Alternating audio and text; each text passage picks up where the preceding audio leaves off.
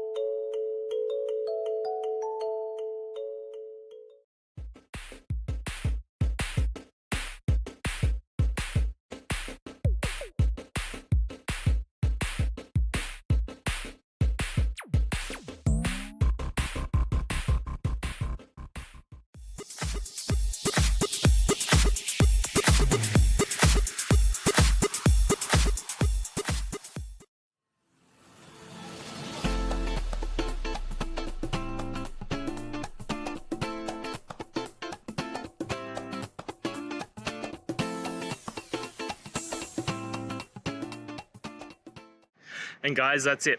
I hope this video has helped you and get you through to that resolution you needed. If it did, please, I'd appreciate it if you hit subscribe. Now, until the next time that you need technical help, I hope you have a good one. Cheers.